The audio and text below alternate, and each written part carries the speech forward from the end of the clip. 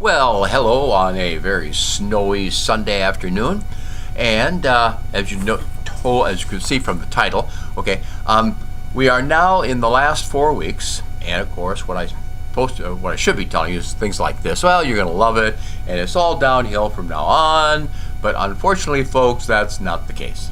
Your last 4 weeks in quant reasoning are going to be very challenging. Okay, but before I tell you that, let me tell you something else. We don't give midterm grades in 8-week classes, and the reason we don't do that is because if I assign the grades, send them to the registrar, they send them to you, by that time the class is almost over, and it's very confusing for students. And according to the new privacy acts and laws, and boy, they're strict, I cannot send you grades over email. Have to come from the registrar's office. Now, having said that, all right, if you want to know what your midterm grade is, I think most of you know because this is a fantastic class. Here's what you do. You go to the software, MyMathLab, you go to Gradebook, and right at the top of the page, a little bit to the left, that's your percentage, what you've earned so far.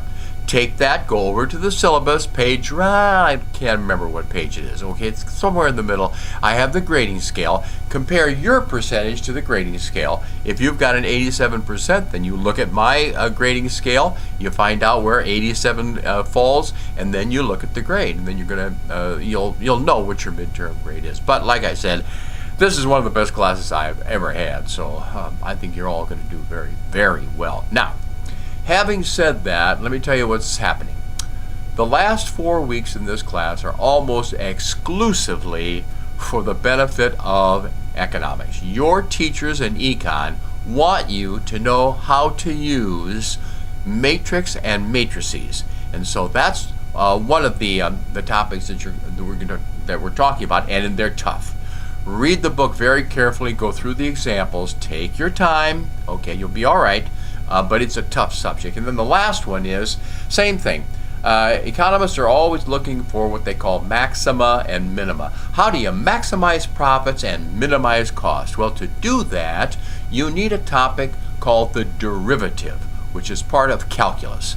And that is the very last section that you'll be dealing with. And again, that's not, I don't think that's as challenging as matrices. But anyway, you have to read that through, go through your examples. And then finally, the last thing is this, and it's minor. I've given you a choice of 2 Excel projects. Have to be done in Excel. And all they do is get you ready for Excel and your other classes. They are very, very simple. And if you spend more than an hour on them, I would be very, very surprised. But that's it. And like I said, I'm very pleased with you. Work hard. Don't give up. Okay, the end is in sight. Good enough.